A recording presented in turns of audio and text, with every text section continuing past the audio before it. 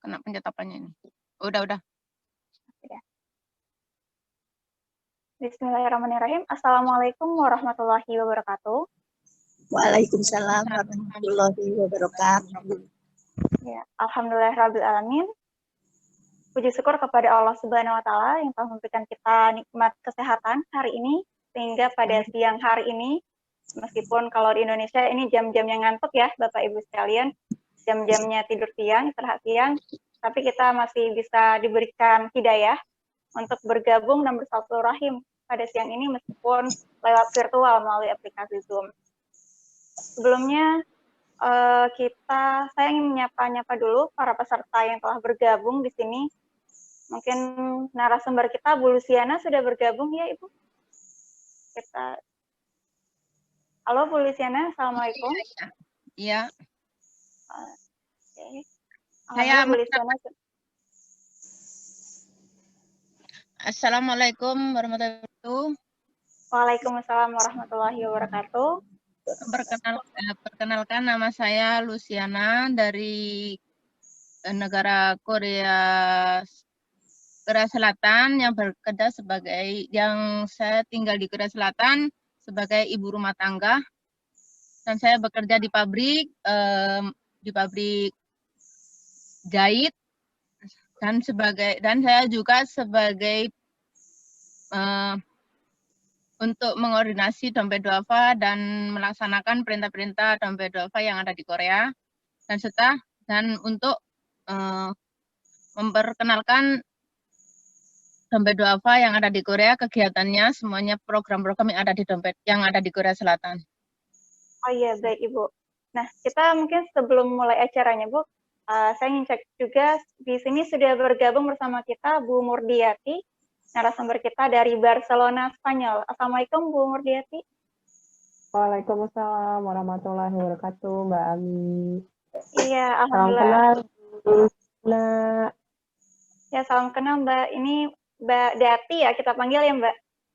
Kita panggil Mbak Dati dari Barcelona, Spanyol. Kalau di Spanyol sekarang pukul berapa Mbak? Sekarang pukul 8.45. Kita masih beda. Pagi ya? Ya, pagi. Kita beda 5 jam. 5 jam lebih lambat dibanding Indonesia, Mbak Ami.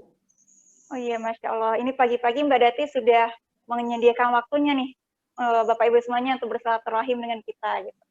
Nah, selanjutnya kita juga bisa ngecek dulu ya, ada narasumber kita satu lagi dari Hong Kong, Bu Laili, mungkin sudah bisa bergabung? Oh iya, baik. Sepertinya Bu Laili masih ada dalam perjalanan, dan mungkin nanti sebentar lagi akan bergabung bersama kita. Oke, baiklah teman-teman semuanya. Selamat datang dalam acara Code of Law Talk edisi ke-8. Hari ini kita akan membahas sebuah tema yang tentunya sangat menarik, teman-teman, itu bincang diaspora muslimah untuk terkait dengan ketahanan keluarga. Di sini, kalau kita berbicara tentang ketahanan keluarga, biasanya itu erat sekali bahasan tersebut hanya dibahas oleh para muslimah atau kaum ibu-ibu. Padahal ketahanan keluarga ini juga sangat penting untuk diketahui dan juga menjadi konsentrasi bahasan bagi para kepala keluarga atau bapak-bapak misalnya. Nah, jadi sebelum saya akan berbicara dengan para narasumber kita ini, saya pengen cek dulu nih, apakah di lini Zoom ini sudah ada bergabung selain muslimah? Mungkin bapak-bapak apakah sudah ada yang bergabung ini? Kita coba cek, mungkin bapak-bapaknya bisa menyalakan videonya agar kita lihat, oh ternyata tidak hanya muslimah yang ada di sini. Ini ada Pak Nasrun Taher ya, ini bapak-bapak sepertinya. Juga ada Ustadz Fajar Sofari Nugraha yang sudah bergabung bersama kita. Hadir Mbak Ami. Iya. Dan alhamdulillah mungkin sembari kita menunggu. Mbak Ami. Oh iya, alhamdulillah. Sembari kita menunggu juga, kita patut apresiasi ini Bapak Ibu sekalian untuk para laki-laki gitu ya, para kaum pria yang sudah bergabung dalam acara kali ini. Semoga apa yang dibahas di sini bisa mendapatkan inspirasi untuk kita semuanya. Oke, langsung saja tanpa memperpanjang waktu lagi, kita mungkin bisa mulai dulu sesi pertama kita. Ini saya pengen menyapa dulu seorang muslimah di sebuah negeri yang kalau anak-anak zaman sekarang itu kenal banget dengan negeri ini, sangat terkenal gitu. Negeri yang sangat terkenal dengan kaum opa-opanya, budaya K-pop-nya, dramanya, itu sangat luar biasa terkenal. Mungkin kita lanjut kepada Bu Luciana. Bu Luciana ini dari Korea Selatan.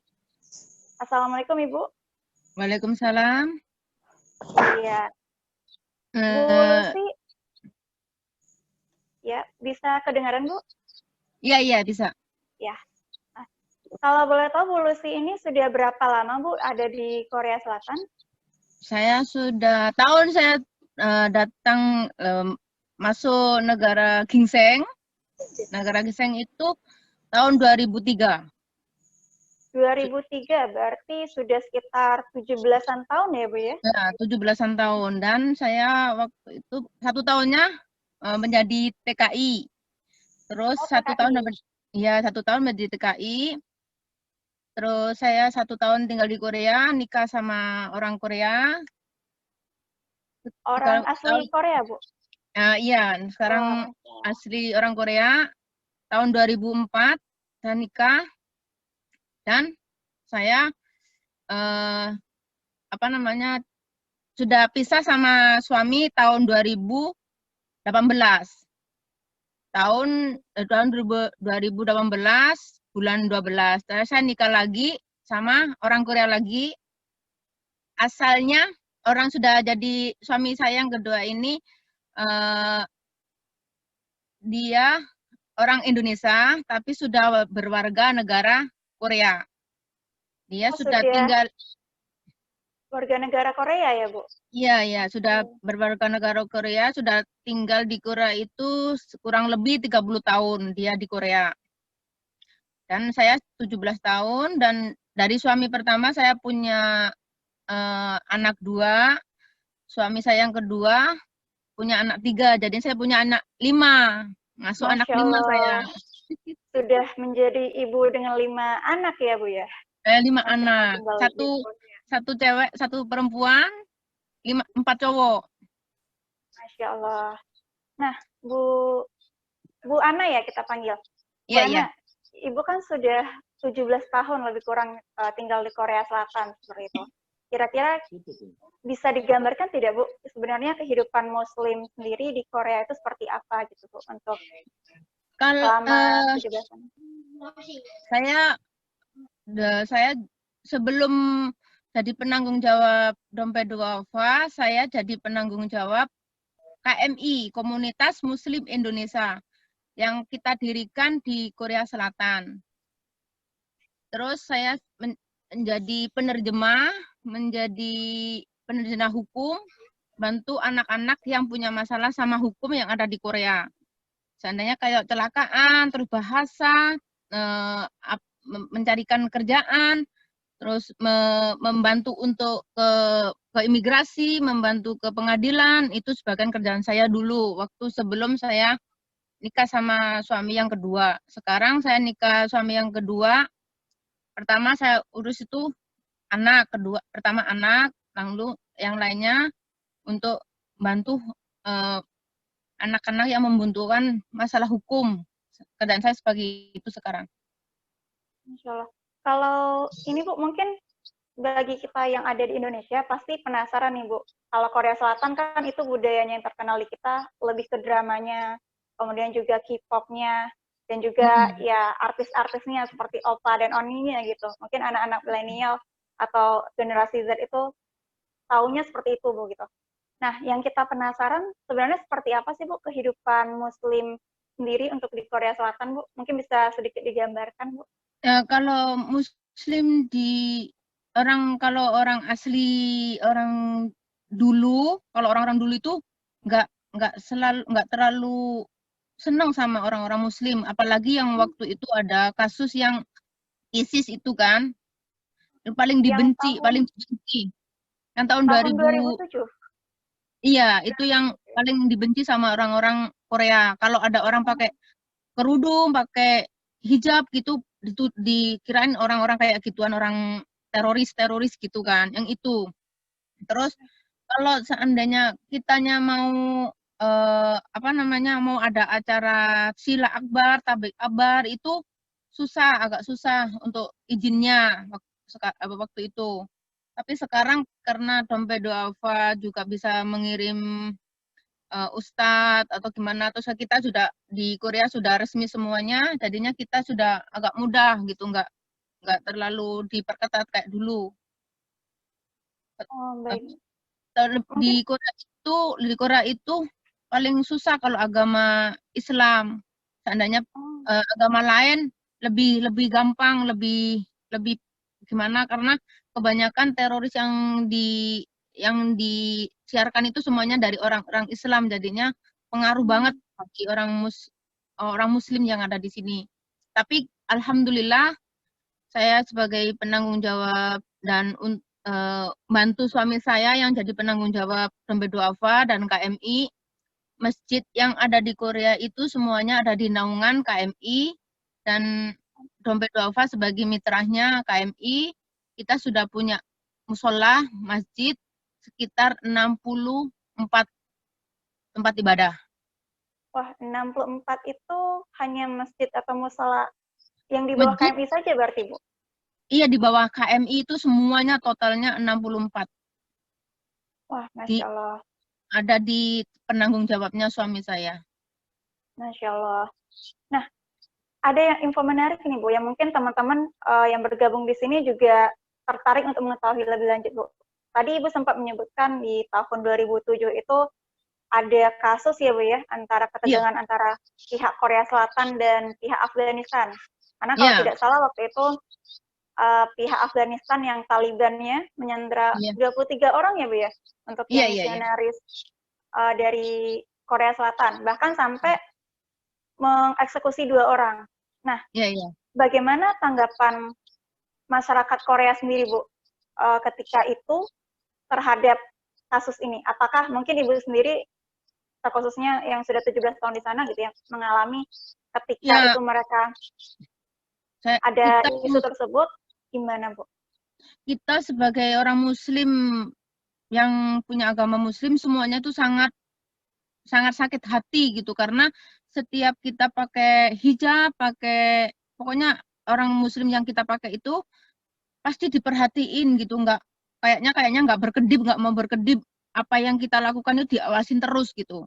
Jadinya kita itu sangat terganggu banget, ke supermarket, pokoknya kita lewat jalan raya itu dikirain itu kayak apalagi yang pakai cadar itu.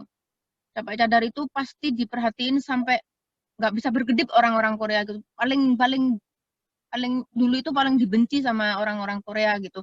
Jadi sekarang waktunya KMI sudah dilegalitaskan itu, karena yang paling besar di Korea Selatan itu KMI ya, Komunitas Muslim Indonesia, yang sudah resmi diakui sama negara. Jadinya sekarang agak mendingan daripada yang tahun 2007 itu. Sampai sekarang itu cabang masalah teroris itu nggak berhenti-hentinya dicari sampai sekarang. Ada tahun kemarin itu 2 orang ketangkep, anak yang berhubungan sama teroris gitu. Orang-orang kita sendiri gitu, orang-orang Indonesia gitu. Jadinya malah tambah curiga, malah membuat kita sempit bergerak waktu-waktu itu gitu. 2 orang tahun lalu berarti tahun 2019, Bu. Ini maksudnya ada 2 orang Indonesia yang dicurigai sebagai teroris oleh pihak Korea Selatan, begitu maksudnya, Bu? Iya, sudah ketangkep dan sudah dipulangkan ke Indonesia. Tapi yang hubungannya kalau masalah hukum itu saya, jadinya pemerintah sini tuh kalau masalah agama Islam, masalah Islam itu langsung hubungin ke saya, karena saya dan suami itu penanggung jawabnya KMI yang terbesar di Korea Selatan. Iya, Bu. Nah, ini kan berarti kasus yang masih baru, Bu, 2019. Dengan tertangkapnya mungkin 2 orang WNI yang disinyalir teroris oleh pihak Korea Selatan, bagaimana sih, Bu, respon KMI kepada jamaahnya untuk meyakinkan bahwa sebetulnya di KMI sendiri itu ladangnya teroris gitu. Bagaimana caranya KMI bisa meyakinkan pihak Korea Selatan terkait, oh kita Muslim yang moderat kok, seperti itu mungkin. Ya saya sebagai jalur hukum, saya ngasih tahu pemerintah Korea Selatan dan minta bukti kalau yang penangkapan anggota-anggota teroris itu, saya harus minta bukti supaya untuk membuktikan pada jamaah-jamaah yang ada di Korea di masjid-masjid kumpulan sila akbar dan takbir akbar untuk diterangkan dan untuk dikasih tahu semua jamaah biar enggak rasa terganggu. Dan saya sudah berapa kali sudah saya minta surat keterangan dari negara kalau memang orang Muslim itu enggak seperti apa yang dibayangkan orang-orang Korea Selatan. Sekarang setelah kita dapat keterangan dari pemerintah, dan yang paling besar di sini kan KMF, Komunitas Federation yang dari ya itu, jadi kitanya juga punya bukti bahwa orang-orang Islam itu enggak seperti itu, cuma pengakuannya yang sebagai pelakunya teroris sebagai menunjukkan orang-orang Islam. Oke, baik Bu. Nah, tadi Ibu juga sempat menyampaikan satu statement menarik nih Bu. KMI artinya kan hanya komunitas Muslim Indonesia Bu. Tapi dengan komunitas Muslim Indonesianya saja, itu di Korea Selatan sudah ada sekitar 64 masjid dan musola gitu Bu. Artinya di luar ini juga masih banyak masjid dan musola lagi, begitu kan ya Bu? Nah, insya Allah mungkin sampai jumlahnya 64 aja nggak bisa ditambah karena perizinannya sekarang tambah, orang Islam perizinannya tambah lama, tambah susah dikomunikasi karena semuanya yang bersangkutan sama orang-orang Islam. Karena kemungkinan cuma dikasih izin aja untuk 64 masjid musola. Nah iya Bu, artinya dengan jumlah masjid 64 ini saja yang dari KMI itu sudah jumlah yang sangat luar biasa gitu. Karena mungkin kita di Indonesia berpikir, oh di Korea ada masjid nggak ya gitu, apa cuma hanya ada 1-2, ternyata di bawah KMI saja ada 64 gitu. Saya ingin bertanya Bu, dengan 64 masjid yang di KMI ini, kira-kira bagaimana sih Bu peran masjidnya sendiri untuk kepada jamaah atau komunitas Muslim Indonesia di Korea Bu? Apakah mungkin seringkali melakukan pengajian rutinan atau seperti apa Bu? Ya, kita sebelum COVID-19, kita setiap tahunnya kita sering setiap tahunnya mengadakan rutinan untuk jamaah untuk masjid-masjid, dan kita mengadakan sila akbar dan tablik akbar seluruh jamaah yang ada di Korea. Oke, alhamdulillah. Berarti ini masjid sangat berperan aktif bagi komunitas Muslim di Indonesia, komunitas Muslim Indonesia di Korea berarti ya Bu. Nah, mungkin saya ingin menggali lebih jauh tentang kehidupan Bu Ana selama di Korea Bu. Bu Ana itu merupakan seorang muslimah pakai kerudung di negara yang minoritas Muslim di Korea yang hanya ada sekitar mungkin 0,4% atau sekitar 200.000 jiwa Muslim ada di Korea Selatan itu. Kira-kira bisa di-share tidak Bu tantangan yang Ibu hadapin selama ini sebagai muslimah ataupun juga sebagai ibu yang tadi sudah memiliki 5 orang anak. Kalau di Indonesia saja kita kan masih berjuang itu Bu untuk mempertahankan bagaimana spiritual ataupun moral anak-anak di Indonesia gitu. Apalagi di Korea Selatan. Mungkin Ibu bisa sedikit sharing kepada kita seperti apa sih tantangannya Bu selama tinggal di Korea Selatan dan bagaimana Ibu menghadapinya? Demikian. Halo Bu Ana. Bu Ana mungkin suaranya belum terdengar ya Bu? 이게 바탕을 어떻게 했니? Sebentar. Oh iya baik. Sebentar. Halo? Halo iya Bu, suaranya sudah kedengaran? Ya. Yang saya selama di Korea Selatan itu, di Korea Selatan yang paling sulit dan paling rumit itu masalah makanan halal. Makanan halal. Iya, karena di Korea Selatan itu nggak ada makanan halal. Dari jajan, dari daging, dari semua makanan itu nggak ada halal dan asli dari Korea. Oke. Terus keduanya sama kita berkomunikasi sama orang-orang Korea. Karena kita pakai busana muslim, kerudung, gitu. Jadinya kitanya agaknya susah banget. Kalau yang apalagi yang orang-orang yang baru datang dari Indonesia, jadi agak susah. Orang Korea itu susah menerima. Kalau sudah lama di Korea kan pintar bahasa, terus apa yang dimaksud orang Korea kita paham dan kita bisa menjelasin, itu lebih enak. Kalau kita kayak saya sudah punya anak-anak saya kan 5 orang, jadinya semuanya bahasa Korea, nggak bisa bahasa Indonesia, nggak bisa, semuanya bahasa Korea semua. Jadinya lebih kita malah kita yang dikasih belajar sama anak-anak kitanya gitu. Oh, Masya Allah. Oke, mungkin ini tadi Ibu sebutkan salah satu tantangan yang Ibu hadapin sebagai muslimah dan juga sosok ibu di dalam keluarga gitu ya, untuk menyediakan makanan yang halal. Karena kita sebagai muslim tentu dituntut untuk memakan makanan yang halal dan lagi thayyib gitu. Tapi makanan halal ini sulit ditemukan di Korea, seperti itu ya, Bu? Nah, iya. Apakah ini, kalau Korea Selatan sendiri kan sebetulnya kalau kita baca-baca di internet ini, Bu, sedang menggalakkan yang namanya Muslim friendly, artinya mereka juga tengah mengeksplor lebih makanan-makanan halal. Apakah di yang Ibu alami, Bu, 17 tahun, makanan halal ini adakah spot tertentu yang mungkin, oh ini yang menjual makanan halal, atau memang jarang sekali kita temukan makanan halal di sana gitu, Bu? Dan bagaimana nih, Bu, kan kita makan pasti tiap hari makan kayak gitu ya, Bu, tidak bisa tidak. Kira-kira gimana Ibu mengatasi tantangan ini, Bu? Kita waktu sebelum ada masjid-masjid itu belum ada namanya WI, waktu Asyamat itu belum ada, jadi jarang banget satu ibu kota cuma 1 atau 2 gitu waktu itu.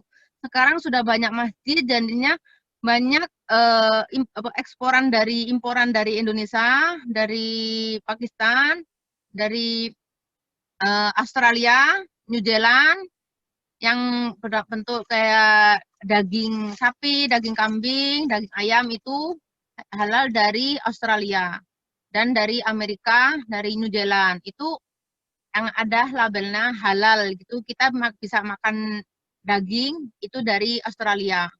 Selain dari Australia, kalau khusus untuk Korea nggak ada sama sekali, 100% nggak ada. Oke, berarti alhamdulillah sekarang dengan perkembangan Islam di Korea, termasuk juga ada masjid-masjidnya, dan kawan-kawan kita yang dari Pakistan, Bangladesh, dan juga New Zealand gitu ya, Bu, sudah mulai bisa ditemukan sumber makanan halal seperti itu, Bu. Nah, kalau yang sumber dari makanan halal itu khusus dari Australia, yang paling besar itu dari Australia. Yang kalau dari Pakistan itu sama kayak kita cuma beli dari Australia, dari New Zealand, dari Amerika. Karena dia juga imigran yang juga bekerja di Korea Selatan. Yang paling banyak itu masjid dan musola itu Indonesia. Yang kalau yang dari Pakistan itu sama yang negara lain cuma ada 1, 2 gitu, Kak. Nggak sebesar jamaah orang Muslim Indonesia. Iya, baik, Bu. Nah, tadi itu dari segi makanan, Bu. Tadi Bu juga sempat menyebutkan dari segi bahasa atau komunikasi. Mungkin kalau orang Koreanya sendiri memang jarang sekali bisa berbahasa asing atau seperti apa, Bu? Mungkin tadi Ibu sebutkan sulit untuk berkomunikasi dengan orang Korea. Apakah ini lantaran mereka harus berbicara bahasa Koreanya sendiri, atau memang karena faktor, oh ini Muslim nih, mereka tidak mau berbicara, atau seperti apa sebenarnya, Bu? Apalagi kalau orang Muslim itu dikirain kayak anggota-anggota teroris, anggota orang jahat gitu. Jadinya nggak mau peduli lah, maksudnya nggak terlalu merhatikan atau peduli, karena di sini di Korea itu khusus bahasa Korea.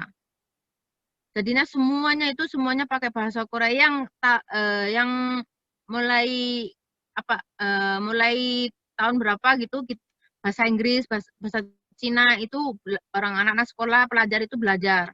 Kalau yang dulu-dulu tahun 2003, 2004 itu sama sekali nggak kayak zaman-zaman sekarang gitu. Jadinya lebih gampang zaman sekarang daripada zaman dulu, zaman 2003-2004. Oke. Nah, 17 tahun di Korea Selatan, Bu Ana gitu ya, lebih kurang. Ya. Sebenarnya saya ingin bertanya, Bu, bagaimana sih, Bu, perasaan Ibu ketika harus meninggalkan keluarga di tanah air gitu, harus berangkat ke Korea dan berjuang sendiri gitu. Mungkin bisa di-share perasaan Ibu awalnya nih meninggalkan Indonesia, kemudian memilih tinggal di Korea, Bu. Pengalaman saya lulus SMP itu pergi ke luar negeri. Saya pertama pergi ke Singapura, kedua ke Taiwan, dan ketiga ke Jepang, keempat ke Korea. Jadi saya nggak pernah tinggal di kampung di negara Indonesia tuh waktu sekolah SMP aja, waktu sekolah SMP. Sampai sekarang saya kepingin pulang dan tinggal di Indonesia. Sampai sekarang belum keturutan, belum bisa gitu. Perantauan di negara orang. Masya Allah. Ini luar biasa, Bu Ana, di usia yang masih sangat belia ya waktu itu. Baru lulus SMP, sudah pergi meninggalkan keluarganya dari ke Singapura, kemudian ke Taiwan, Jepang, dan akhirnya di Korea. Pasti itu tidak mudah gitu, Bu. Nah, mungkin ada apa sih yang melatar belakangi Ibu memilih itu gitu, Bu? Melatar belakangi Ibu. Padahal kan kalau anak SMP, kalau saya pikir SMP saya masih bisa main-main nih, masih pengen sama keluarga, masih pengen sama kawan-kawan gitu. Tapi Bu Ana dengan luar biasa tegarnya memilih, oh saya harus pergi bekerja nih. Kira-kira apa sih motivasi Bu Ana melakukan itu, Bu? Mungkin bisa di-sharing ke kita. Saya iri sama tetangga saya. Ekonomi. Ekonomi sih, saya orang kampung. Jadinya kalau orang dari kota itu pas bawa uang banyak, terus makannya nasi putih gitu, makan ayam gitu. Jadinya waktu tahun berapa itu kan susah-susahnya orang tua gitu. Dan inginnya bales budi pada orang tua, ingin bantu sekuat tenaga saya, dan supaya nggak jadi omongan ejekan tetangga maksudnya gitu. Jadinya saya ingin bantu orang tua lah untuk mempermudah ekonomi gitu. Insya Allah. Baik, Bu Ana. Nah, mungkin itu sekelumit cerita dari Ibu Ana, kawan-kawan sekalian gitu. Tentu saja masih banyak tentunya inspirasi yang bisa kita gali, dan kawan-kawan pun mungkin ada yang ingin bertanya. Tapi untuk pertanyaannya bisa kawan-kawan simpan dulu. Nanti akan kita buka sesi tanya jawab tentu saja. Tapi sebelum kita lanjutkan dengan Bu Ana, kita masih ada 2 orang narasumber lagi nih kawan-kawan. Kita akan beralih dulu ya Bu ke narasumber selanjutnya. Mohon tetap bisa standby Bu, mungkin nanti kawan-kawan juga ada yang ingin ditanyakan kepada Ibu seperti itu. Iya, nah, siap. Kita akan coba beralih. Kalau tadi kita di negeri ginseng, Korea Selatan yang terkenal dengan budaya K-pop-nya, saya ingin beralih terlebih dahulu ke sebuah negara yang cukup jauh, teman-teman. Kita beralih dulu ke benua selanjutnya, benua Eropa. Kita sudah ada narasumber bersama kita hari ini, Mbak Dati dari Spanyol. Kita coba cek dulu apakah sudah tersambung. Assalamualaikum Mbak Dati. Sudah, Mbak. Waalaikumsalam warahmatullahi wabarakatuh. Oke, ini Mbak Dati ini merupakan seorang freelance writer dan juga full-time mother ya Mbak ya? Sudah. Ya, Alhamdulillah. Alhamdulillah. Mbak Dati sudah berapa lama kira-kira Mbak di Spanyol? Kalau saya di sini sejak 2017 awal, berarti sudah mau 4 tahun. Tapi sebelumnya saya sempat di Bangkok 3 tahun, sama di Malaysia 6 bulan. Masya Allah. Iya. Iya. Belum selama Bu Luciana ya, itu pengalamannya luar biasa banyak Ibu. Terima kasih. Masya Allah.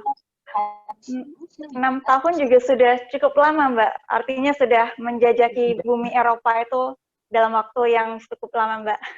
Mungkin Mbak Dati, kalau kita tahu, mungkin ya teman-teman tahu, mungkin di Spanyol sendiri itu merupakan salah satu pusat peradaban Islam dulunya. Dan bahkan Spanyol mungkin pernah menjadi suatu negara, suatu wilayah yang dihuni oleh 100% Muslim gitu, Mbak.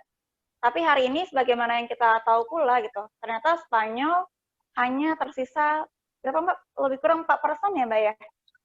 Komunitas Muslimnya gitu. Ya, artinya dari yang dulunya sebagai pusat peradaban Islam, kemudian beralih kepada negeri yang minoritas Muslim, tentu ada banyak cerita panjang di sana gitu, Mbak.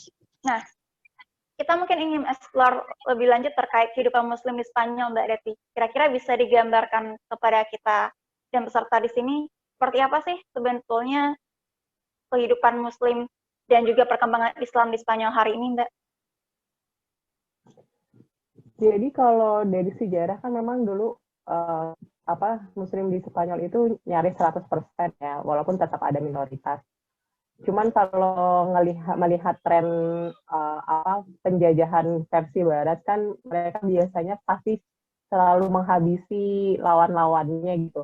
Itulah kenapa setiap ada negara yang dulunya Muslim pasti nyaris setelah dikuasain Muslim ya jadi jauh banget jumlahnya, seperti Spanyol misalnya.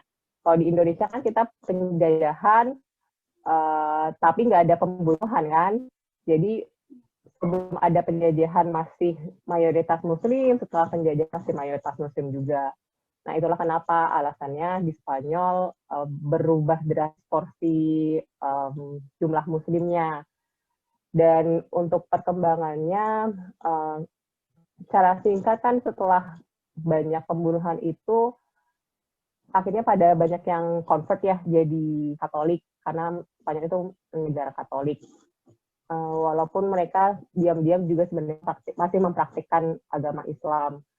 Tapi kalau di Barat itu trennya biasanya kalau sudah masuk generasi keluarga kedua, ketiga, itu udah susah tuh untuk mempertahankan akidah Islam. Nah, makin lama ya keturunan-keturunan setelahnya jadi murni Katolik seperti itu. Terus akhirnya setelah jadi negara sekuler, mulai banyak imigran yang datang dari luar Spanyol, terutama dari Maroko, karena kan cuma terpisah selat Gibraltar tuh antara benua Eropa, negara Spanyol sama benua Afrika. Nah, masuk Maroko paling banyak, kemudian ada Aljazair, Libanon. Nah, kalau di Barcelona sendiri itu paling banyak pendatang Muslim itu ya dari Maroko, gitu. Itu nyaris kayak 70% lah mayoritas Maroko.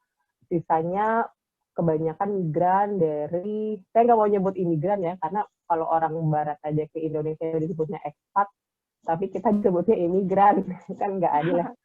Pendatang ya. Pendatang kebanyakan itu dari Bangladesh, Pakistan, India nggak terlalu banyak, apalagi ya itulah negara-negara Asia Selatan terutama. Nah, mereka bekerja di sini mencari penghidupan yang lebih baik, termasuk juga ini refugee dari Syria, Iran, Palestina, termasuk juga itu menambah porsi masyarakat Muslim pendatang. Kalau Indonesia sendiri itu cuman bisa terhitungnya itu puluhan orang ya, khususnya di Spanyol, di Barcelona cuman ada 70 orang Muslim kira-kira, dan itu terbagi antara pelajar sekitar 20 orang mungkin nggak lebih, itu sisanya pekerja di sini. Dan sudah ada yang tinggal sampai 20 tahun tapi dalam segi praktik Islam bisa dikatakan nggak nyampe 30% Muslim di sini mempraktikkan Islam dengan baik. Sedihnya di situ gitu.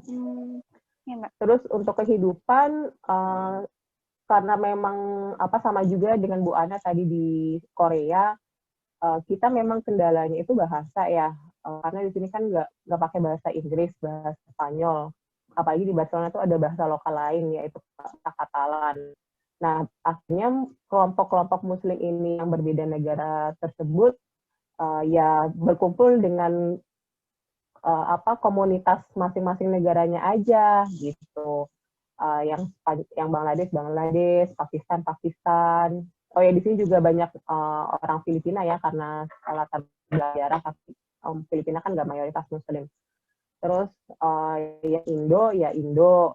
Jadi nggak tergabung gitu dalam satu komunitas Muslim yang besar. Termasuk juga Muslim Spanyolnya sendiri, mereka berkumpul dengan komunitasnya sendiri.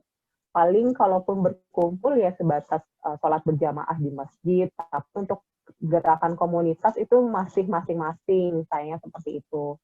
Dan kita sendiri pun sebagai orang Indo, ya karena jumlahnya juga sedikit ya, dan terkendala. Ada berapa Mbak kira-kira kalau jumlah orang Indonesia di Barcelona, Mbak? 70. Kalau se Barcelona itu paling 70 aja kok Mbak, nggak nyampe 100. Oh iya. Iya. Itu sih kondisi kehidupan Muslim di sini ya, masih pecah-pecah berdasarkan asal negaranya gitu. Iya, Mbak. Nah, menarik ini Mbak. Kalau di Spanyol berarti kan dengan jumlah orang Muslim Indonesia mungkin sekitar 70 orang gitu.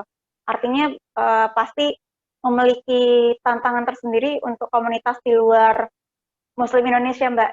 Terutama bagi penduduk Spanyolnya sendiri gitu. Apakah Mbak Deti selama lebih kurang 6 tahun ya Mbak di Spanyol pernah mengalami tantangan karena sebagai muslimah, apalagi kan Mbak Deti juga muslimah yang berkerudung gitu ya. Apakah mengalami kesulitan gitu Mbak untuk berkomunitas di Spanyolnya sendiri Mbak? Atau misalkan ada tindakan-tindakan seperti Islamofobia mungkin Mbak di Spanyol? Oh ya, nah untuk rasis berdasarkan agama ya atau Islamofobia, Spanyol itu relatif sebenarnya aman dibandingkan negara Eropa lainnya seperti Prancis, Belanda, atau Belgia, Denmark yang lebih banyak kasus ya. Tapi biasanya kalau ada kasus yang mengatasnamakan Islam di negara Eropa lain, misal kayak di Prancis kan sempat ada tuh awal 2015 kasus Charlie Hebdo. Nah, itu bisa melonjak tuh kasus rasisme berdasarkan agama. Atau kayak kemarin yang terbaru kan di Barcelona sempat ada penyerangan atas nama Islam 17 Agustus 2017. Kalau berdasarkan data musiman, kalau ada kasus-kasus seperti itu nanti lonjakannya drastis. Nah, setelah itu relatif lebih aman. Itu kondisi Spanyol secara umum. Kalau saya pribadi, takdir Allah ya, mungkin karena saya juga banyak kekurangan ya, banyak dosa kali ya, dan ini teguran iman. Saya pribadi cukup banyak mengalami kasus rasis seperti itu karena cara berpakaian. Kalau saya analisis sih mungkin karena jilbab saya besar kali ya, dan saya pakai gamis, karena muslim di sini nggak cukup banyak yang seperti itu, jadi mereka juga semakin mengamati saya, ini cara berpakaian muslimahnya agak beda gitu. Itu sih analisis sederhana saya. Jadi sempat tiba-tiba ada yang maki-maki saat nunggu bus, dibilang, ngapain kamu pakai baju kayak gitu? Ini lagi musim panas, suhu 33 derajat, kamu pakai baju panjang. Terus suami kamu itu yang di sampingnya. Nah, sementara suami saya waktu itu pakai baju pendek, celana pendek gitu. jangan mau kamu direndahkan dengan harus pakai baju yang nggak semudah suami kamu, itu kamu direndahkan dibandingkan suami kamu gitu. Terus ada turis yang tiba-tiba teriakin saya pas saya lewat, padahal sebelum dan sesudahnya itu nggak ada yang diperlakukan demikian. Terus pernah ada yang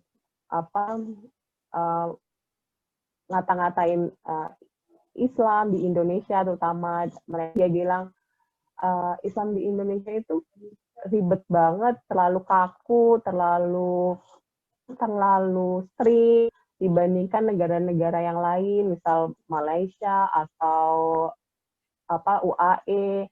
Nah, itu ada tuh cerita seperti itu. Atau di sekolah putri saya, kebetulan putri saya sudah sekolah, tiba-tiba ada yang bilang pakai jilbab itu opres itu bentuk penekanan loh gitu. Mau-maunya aja sih kamu disuruh dipaksa ditekan untuk pakai pakaian yang menutup seluruh tubuh. Nah, hal-hal yang seperti itu buat saya beberapa kali ya, nggak sekali dua kali terjadi. Kalau dilihatin dari atas sampai bawah tanpa berkedip itu biasa. Tapi itu pernyataan-pernyataan secara langsung tentang hijab khususnya itu saya beberapa kali. Atau kalau ke taman misal menemani anak yang bermain, terasa beda perlakuannya. Kalau di sini kan orangnya ramah ya, menyapa misal dengan sebutan hola atau halo dalam bahasa Indonesia.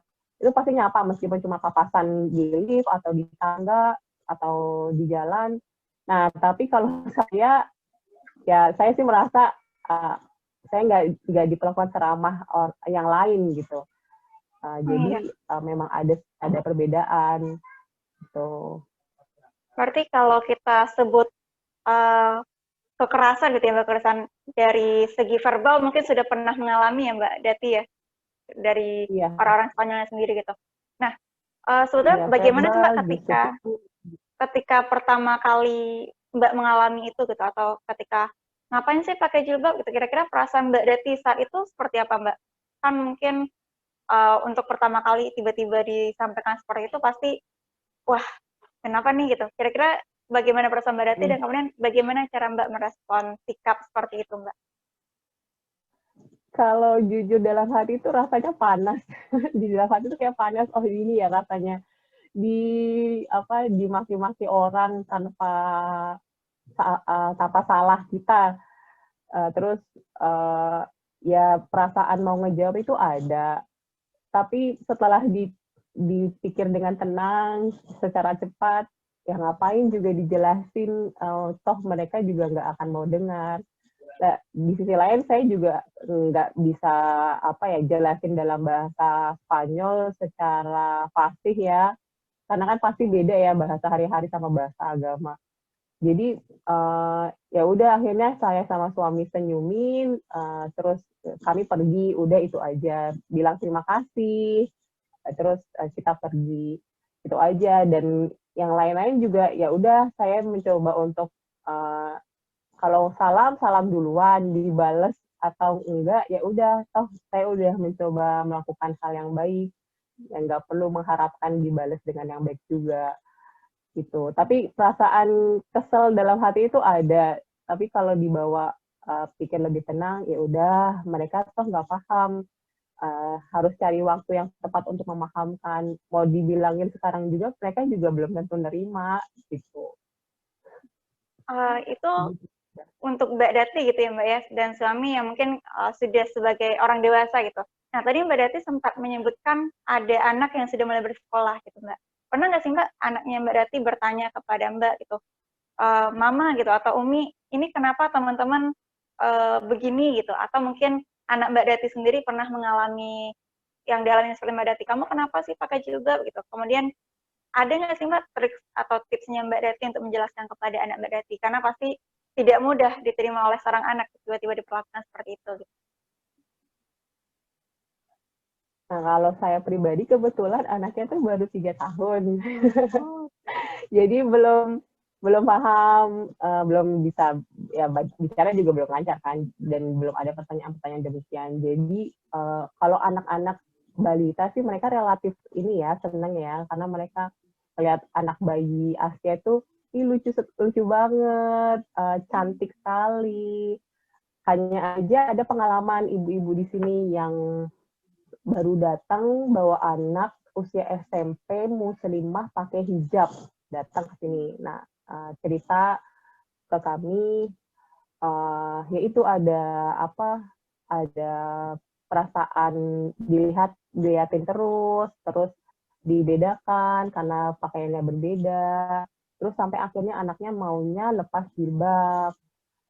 Dan kebetulan memang belum umur balik ya, jadi belum ada kewajiban berhijab. Terus akhirnya sang ibu selain menguatkan secara prinsip bahwa ya ini identitas kita sebagai muslim, sebagai bentuk Allah, ya kan? Terus itu bentuk pembuktiannya. Kalaupun sekarang mau lepas jilbab nggak apa-apa sementara, karena juga memang belum ada kewajiban. Nah nanti ketika balik ke Indonesia, ya udah bisa kembali lagi berhijab. Itu sih yang bisa saya sharing ya dari cerita teman di sini. Oh iya Mbak. Dan kalau melihat anak orang-orang Maroko dan sebagainya yang keluarga yang ibu-ibunya berjilbab, biasanya mereka memang nggak hijab di sekolah, dan baru berhijab nanti misal saat kerja atau sudah dewasa gitu. Karena itu untuk menjaga kondisi psikisnya si anak, dibandingkan dipaksa, maksudnya bukan dipaksa ya, dibandingkan diarahkan untuk berhijab lebih awal, tapi dia merasa mungkin ada beban sosial ya, nanti pas dewasanya malah jadi nggak mau berhijab gitu. Ya, Mbak. Itu sih Mbak yang saya amatin. Mungkin Mbak Dati hidup di negara Spanyol, minoritas Muslim, kemudian sebagai seorang ibu, pasti ada Mbak Dati kekhawatiran tersendiri gitu ya dalam mendidik anak mungkin, atau mungkin juga mengelola keluarga di Spanyol gitu kan, dalam negara yang minoritas Muslim tersebut. Kira-kira dalam persepsi Mbak Dati sendiri, apa sih yang paling menjadi tantangan terberat bagi Mbak Dati selain tadi mungkin ada Islamophobia gitu ya? Kira-kira tantangan apa sih yang menurut Mbak Dati berat ini nih dan perlu kolaborasi dari orang lain mungkin seperti itu Mbak? Sama ya dengan tadi Bu Ana di Korea, kendala yang paling terasa itu ya makanan ya, karena di sini kan logo halal itu jarang sekali, bahkan nggak sampai 10 produk ada logo halalnya gitu. Terus jadi ya makan itu harus hati-hati.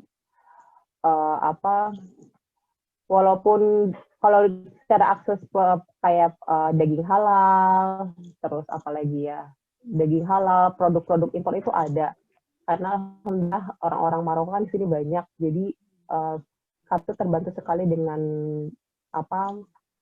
jualan-jualan mereka ya, mulai dari daging halal, terus mereka juga bisa sedikit impor dari Inggris, kadang dibawa beberapa produk yang nggak ada di sini yang halal, misalnya kayak kaldu, itu spesifik sekali, kaldu itu nggak semua toko ada yang halal. Terus di sini juga banyak warga Cina yang mereka juga impor produk-produk halal dari Indo, dari Belanda. Di Belanda kan banyak orang Indo, jadi kebutuhan produk itu juga tinggi di sana. Nah, yang di Spanyol kecipratan tuh dapat imporan dari Belanda untuk produk halal. Terus jadi untuk makanan halal itu relatif mudah di sini karena terbantu impor. Iya, Masya Allah. Iya, sama Abah dulu ya. Abah dulu ya. Iya, Masya Allah. Ya, itu untuk makanan. Buat saya penting banget untuk menjaga makanan karena ya bisa dipastikan di sini makanan itu mayoritas ya syubhat kalau nggak haram kan gitu. Dan coba kan cenderung kepada yang haram. Jadi harus lebih hati-hati. Kedua, pergaulan. Orang Barat kan identik dengan kebebasan ya. Apalagi kalau usia-usia remaja itu, wah pergaulan bebas, berhubungan badan secara bebas. itu udah masuk ke pendidikan sekolah formal. Anak SMP aja itu sudah ngerti yang namanya berhubungan badan. Jadi nggak kaget kalau gak sedikit masyarakat Muslim itu yang ikut bawa.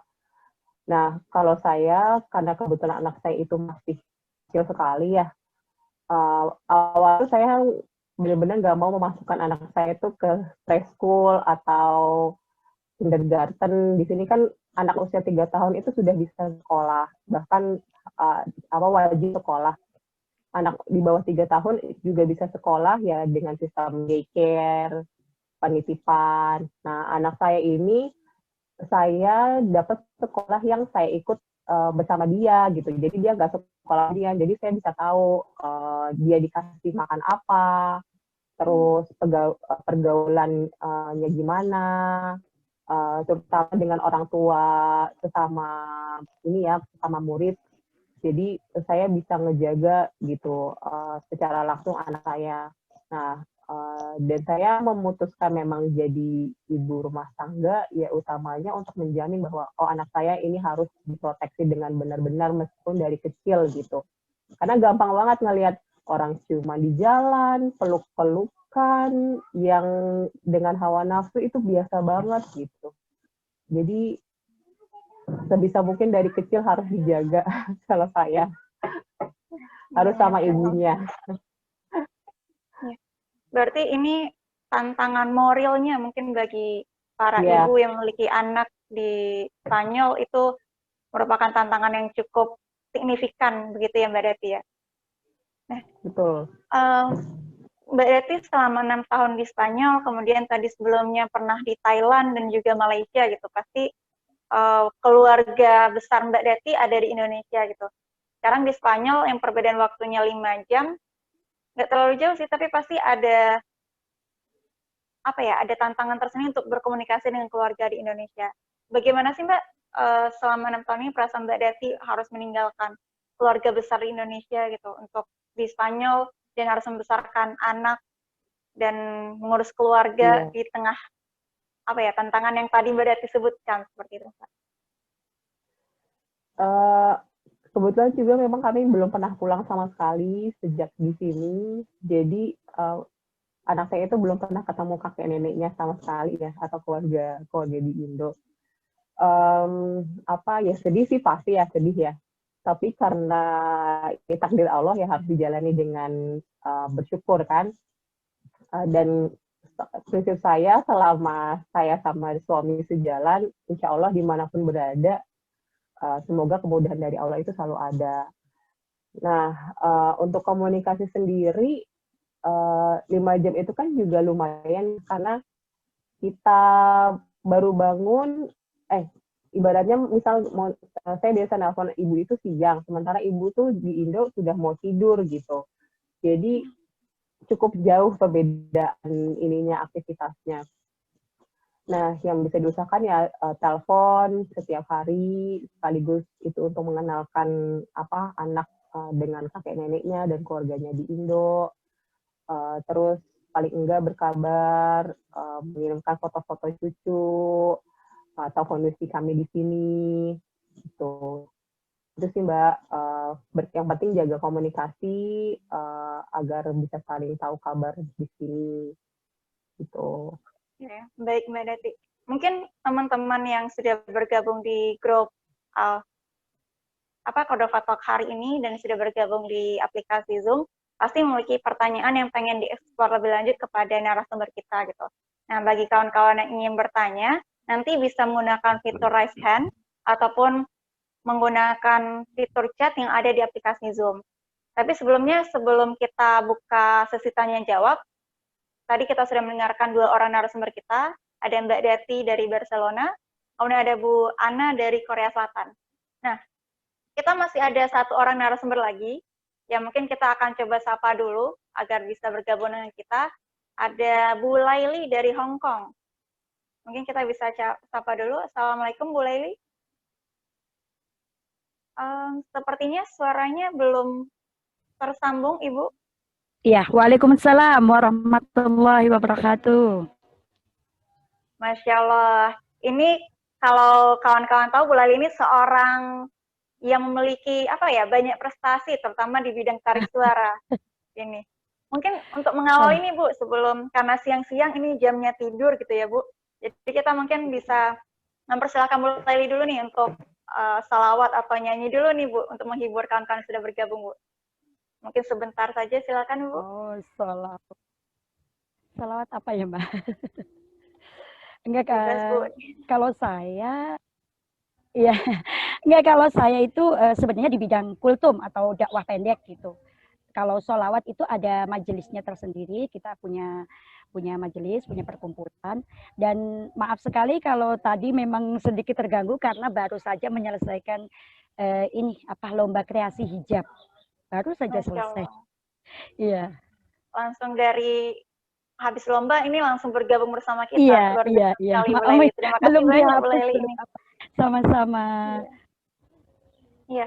Ini mungkin Bu Laili, kalau boleh tahu, di Hong Kong sudah berapa lama, Ibu?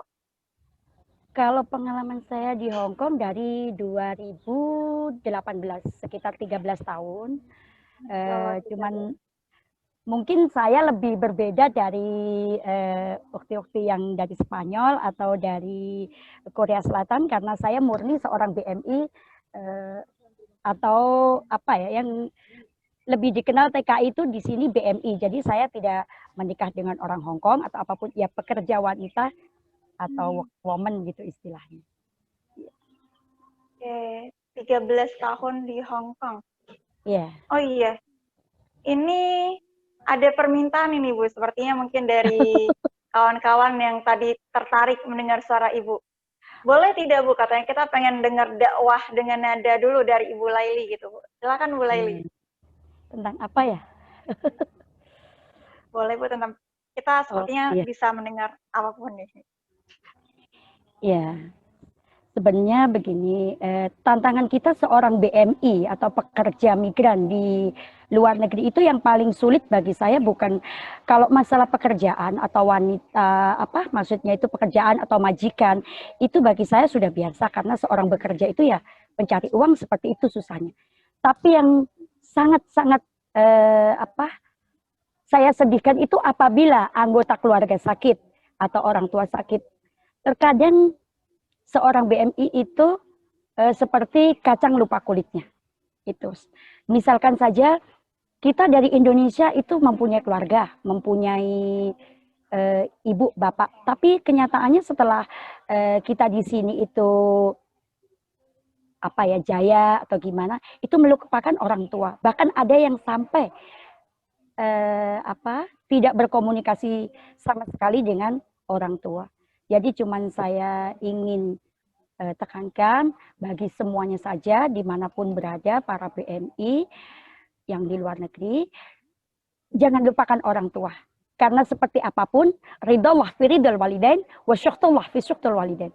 Ridhonya Allah itu adalah ridhonya orang tua juga. Karena orang tua itu adalah Tuhan yang kedua. Dan tidak ada kemuliaan yang lebih tinggi dibandingkan apapun selain kemuliaan yang diberikan Allah kepada kita. Seperti halnya kita itu pilik burung di hadapan induknya. Jadi seperti apapun itu, ASI, air susu ibu itu tidak akan pernah terbalaskan oleh apapun. Hanya itu yang bisa saya tekankan karena banyak di sini para BMI yang istilahnya itu silau akan kehidupan dunia luar itu sudah sampai. Masya Allah, kita perlu luar biasa ini nasihat dari Ustazah Laili ya, Bu. Nah, Bu, tadi dari penyampaian Ibu ada yang menarik kalau ternyata dari BMI yang di Hong Kong itu banyak sekali yang mungkin setelah berada di Hong Kong kemudian sulit atau sulit berkomunikasi atau bahkan melupakan anggota keluarganya yang di Indonesia. Kalau boleh tahu, Bu Laili sendiri di Hong Kong di sini membawa keluarga atau tinggal sendiri, Bu? Tidak, saya tinggal sendiri di sini. Iya, berarti tanpa dari keluarga. Ya, sebelumnya memang sebelumnya di Arab Saudi. Setelah di Arab Saudi saya menikah. Setelah menikah sekitar 6 bulan, itu go Taiwan. Setelah go Taiwan, karena ada sedikit masalah, dan akhirnya kita pisah. Terus saya langsung ke Hong Kong sampai sekarang. Masya Allah. Nah, di Hong Kong, Bu, kita mungkin mengenal banyak sekali kawan-kawan pekerja migran Indonesia yang ada di Hong Kong, terutama muslimahnya gitu, Bu.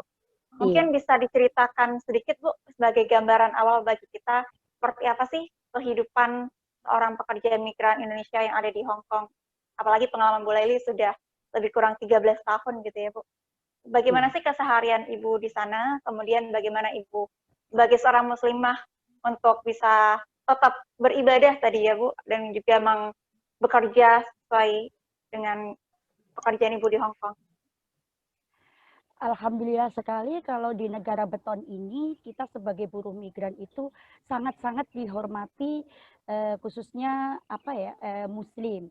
Jadi mereka semua itu para majikan istilahnya yang mempekerjakan kita itu sangat menghormati sekali keberadaan kita sebagai seorang Muslim.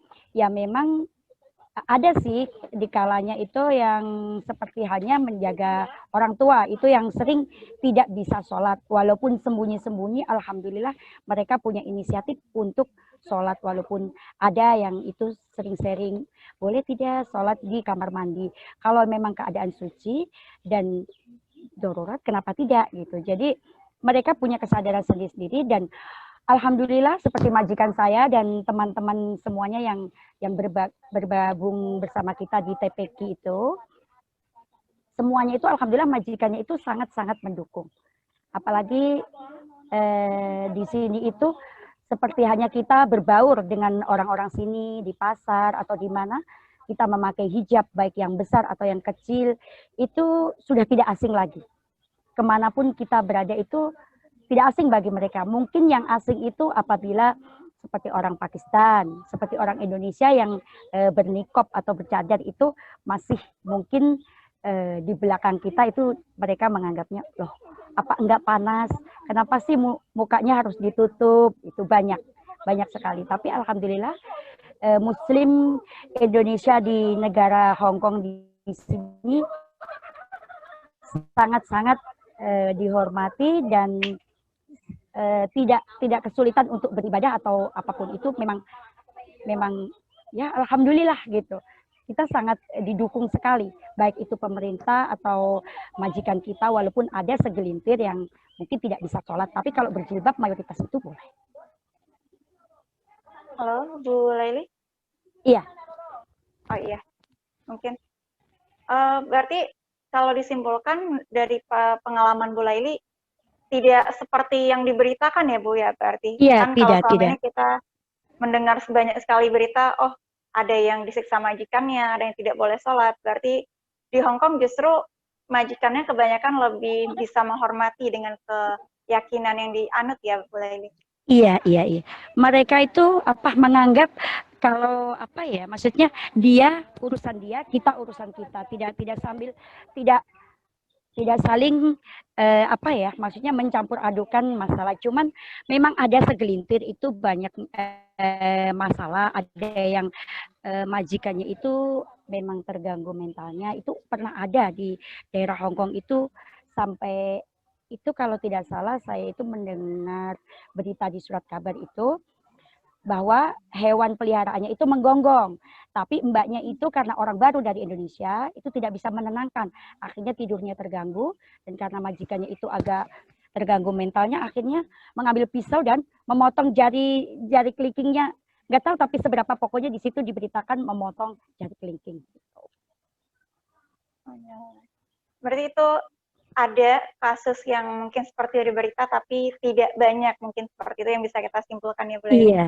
Nah, iya, kalau dari Ibu sendiri mungkin punya komunitas dengan kawan-kawan pekerja migran tadi, kira-kira apa sih Bu yang menjadi tantangan bagi kawan-kawan PMI yang berada di Hong Kong selama berada di Hong Kong ini Bu? Apa sih yang menjadi problem atau tantangan terberat yang menurut Ibu sendiri? Iya, alhamdulillah kalau kita sekarang berada di komunitas itu yang mencakup yaitu kita rebanaan, sholawat, penggalangan dana, terus itu TPQ dari awal Iqra, membaca Iqra dari jilid 1 sampai jilid 6, kemudian wisuda, kemudian lanjut ke Al-Quran. Dan tantangan yang terberat itu bagi kita yang turun dan terjun langsung di lapangan, itu tantangannya hanya apa ya, kadang kurang begitu sabarnya, kurang begitu telatennya, jadi ya orang-orang itu ya apa maksudnya berbeda-beda gitu cara penyampaiannya. Ada yang penyampaiannya itu secara langsung, Mbak, ini bajunya terbuka, jadi harus begini. Tapi tidak dengan saya sendiri, apabila kesulitannya itu apabila kita ingin mengajak ke sesuatu kebaikan itu kadang kita mengikuti di mana alur dan arah dia berjalan. Ibaratnya dia mau jalan ke A, kita ikutin dulu ke A, pelan-pelan. Akhirnya alhamdulillah mereka pun juga mengikuti kita. Tapi juga tidak sedikit sih yang melenceng, tapi di lingkungan saya alhamdulillah, dan yang sering saya lihat semua komunitas di sini alhamdulillah mayoritas berjilbab, muslim, dan tanpa kendala. Baik itu seperti makanan atau apapun, di sini semuanya label halal sudah di mana-mana. Nah, tadi ini Ibu sempat bilang Ibu komunitasnya komunitas rebana ya, Bu ya? Mengikuti komunitas rebana, boleh ya? Iya, kalau yang utama itu memang tidak tulis, baca Al-Quran dari Iqra 1, jilid 1 sampai jilid 6, lanjut ke Al-Quran. Tapi di dalamnya itu kalau sore kita itu seperti belajar tajwid, pasolatan, dan yang bisa mempunyai talenta kita rebanahan begitu.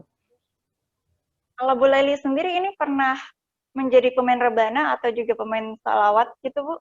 Kalau saya di sholawatnya alhamdulillah vokal, walaupun suaranya cukup terbatas karena banyak mbak-mbaknya itu banyak yang mempunyai talenta, tapi mereka itu demam panggung, jadi pegang mic aja udah grogi, jadi mungkin ini sebabnya. Nah, mungkin ini karena kita tahu Bu Laili sebagai vokal juga nih, Bu, di grup sholawat. Mungkin boleh dong, Bu, kita mendengarkan terlebih dahulu sholawatnya dari Bu Laili mungkin, Bu? Sholawat apa?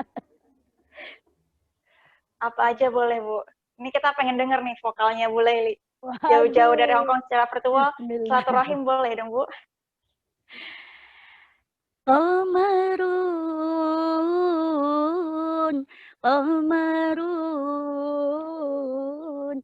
Qamarun sidnan nabi qamarun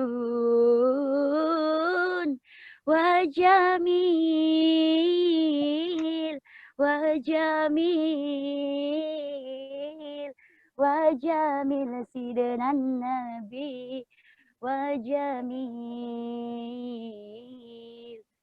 wakaful mustafa kalwardi nadi Allah Allah wa idraha yabqa idha masat ayadi Allah Allah wa amma nawalluha kullal ibadi wa amma nawalluha kullal ibadi وعما نولوها كل العباد حبيب الله يا خير البرى يا قمرون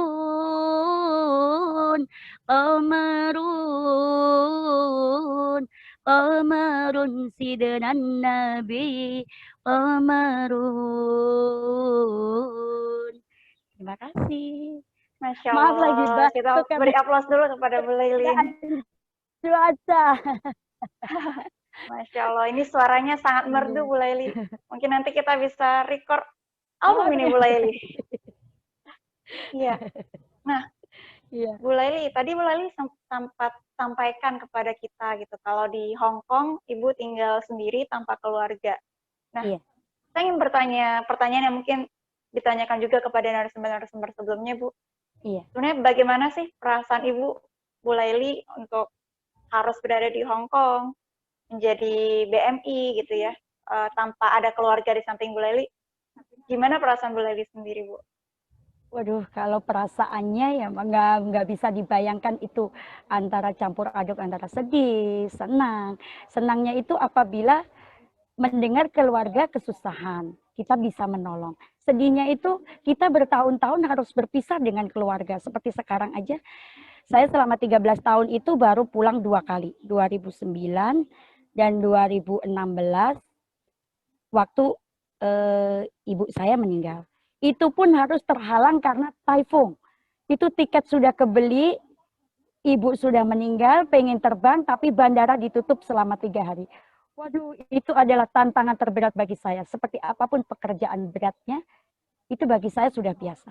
Tapi yang paling berat adalah kehilangan seorang keluarga yang sangat kita cintai. Jadi kalau tantangannya itu ya itu sedih, sedihnya itu berpisah dengan keluarga, terus kehilangan momen-momen yang indah seperti ya Idul Fitri, seperti halnya ada hajatan itu semua keluarga datang, kita cuma bisa video call sambil menangis. Terus senangnya ya kalau keluarga lagi kesusahan itu ada yang dimintain tolong dan kita bisa membantu. Gitu. Berarti yang menjadi motivasi Bu Laili sendiri untuk menjadi pekerja migran di Hong Kong itu adalah keluarga berarti ya Bu ya? Iya, motivasi saya dan semangat saya itu cuma begini dari dulu itu. Walaupun bukan keluarga, teman itu tidak banyak sekali yang membohongin saya, seperti halnya masalah ibarat maaf ya, ibarat uang itu tidak kembali, itu udah biasa karena dalam hati saya menolong seseorang atau membuat seseorang itu tersenyum atau bahagia itu adalah kebahagiaan saya tersendiri. Jadi kalau mereka itu meminta tolong dan tidak mengembalikan kepada saya, itu bukan rezeki saya. Dan insya Allah Allah akan mengganti yang lebih banyak daripada yang saya keluarkan. Itu aja. Masya Allah. Nah, mungkin ini karena sudah hampir 1 jaman, saya ingin mengundang juga kawan-kawan kita yang telah bergabung di Cordova Talk edisi ke-8 ini, mungkin ada kawan-kawan yang ingin bertanya kepada Bu Laili, Bu Ana, dan juga Mbak Dati. Saya persilakan mungkin kepada kawan-kawan yang ingin bertanya langsung bisa menggunakan fitur raise hand-nya. Nanti akan kita buka dan bisa bertanya langsung. Atau jika yang ingin bertanya via chat juga dipersilahkan. Kita coba cek dulu pertanyaannya sebentar.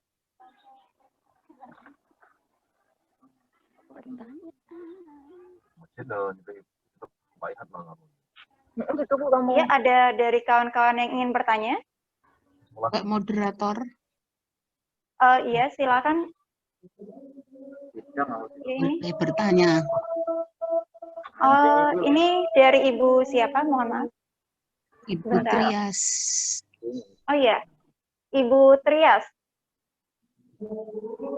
Oke, mungkin ada Bu Trias Setiawati yang ingin bertanya kepada Ibu Trias, kita persilahkan.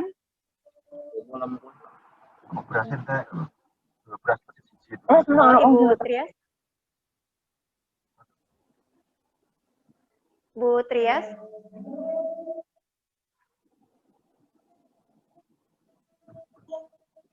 Halo Ibu Trias. Terlalu tegang lah kondisi HP. Bu Trias. Oke, mungkin belum tersambung ya dengan Bu Trias Setiawati. Maaf, tadi putus, Oh, iya. Mbak. Baik, Saya silakan lanjutkan, Bu nggih. Trias. Ya, jadi meskipun terlambat, saya ada pertanyaan nih, mohon maaf mungkin kalau sudah dijelaskan. Tapi saya ingin menyampaikan misalnya, saya punya program kan sekolah TKI Purna. Jadi maksudnya PM ini supaya tidak kembali lagi ke sana. Nah, karena kalau dari pengalaman-pengalaman yang didapatkan di para murid itu, ini mohon konfirmasi benar atau tidak ya.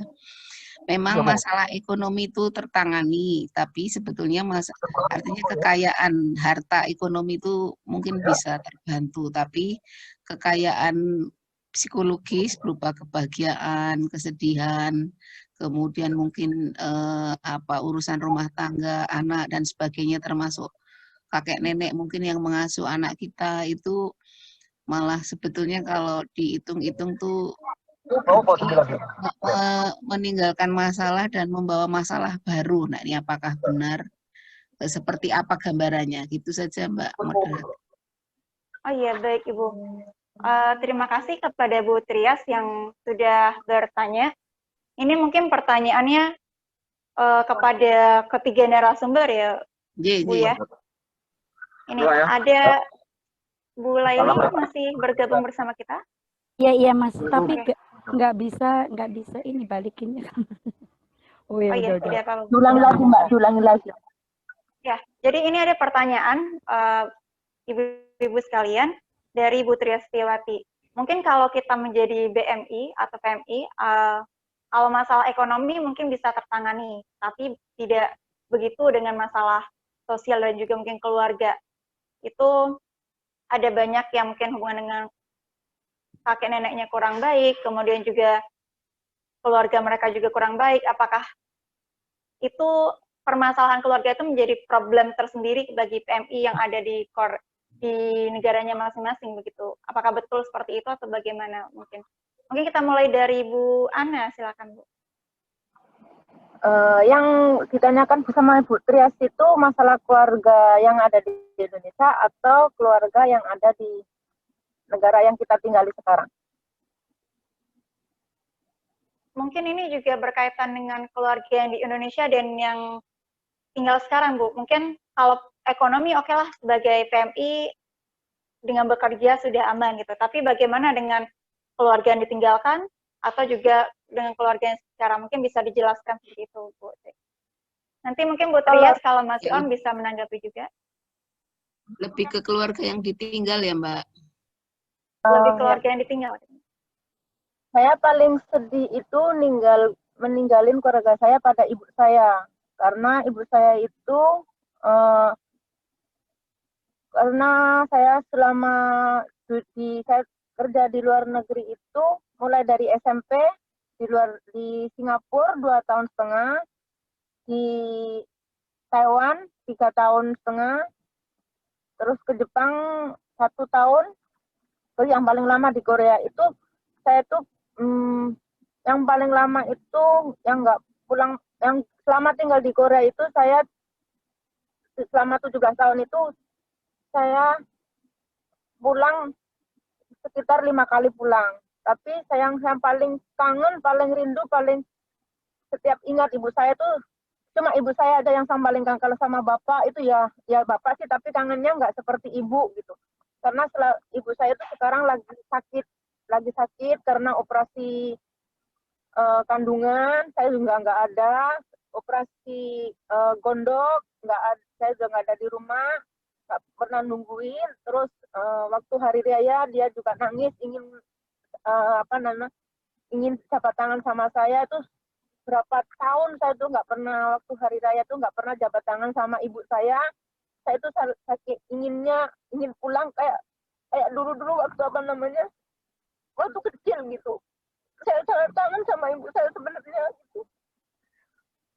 Yang saya kangen itu paling ibu saya, yang lainnya tuh nggak seberapa kangennya gitu, karena saya nggak pernah membuat ibu saya kayak bahagia, kayak ketawa gitu. Cuma ketawanya di HP aja, kalau telepon gitu, cuma itu aja. Kalau ingin ketemu terus ingin meluk hari raya itu saya ingin sekali, tapi nggak bisa sama sekali gitu. Saya ingin pulang gitu, tapi kendalanya cobaannya banyak banget gitu. Nah itu yang paling saya kangen itu ibu saya gitu. Yang buat kendala saya itu ibu saya gitu. Jadi saya itu setiap kali 1 minggu berapa kali telepon ibu. Yang saya cari itu cuma ibu, kadang cuma ibu aja gitu.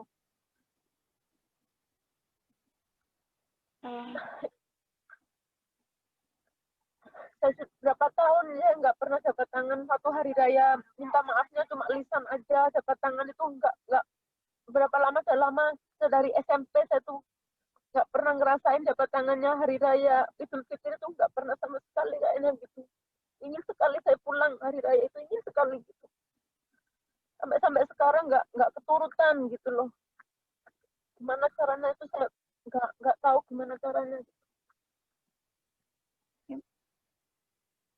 memang keluarga, kalau Bu Ana sendiri lebih kepada ibu ya Bu ya?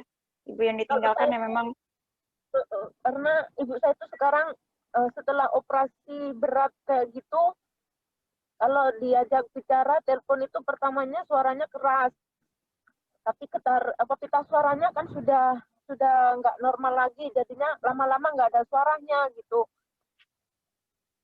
Gimana saya kayak berdosa atau gimana kepada ibu saya gitu loh, nggak pernah merawat ibu saya mulai dari SMP sampai sekarang gitu.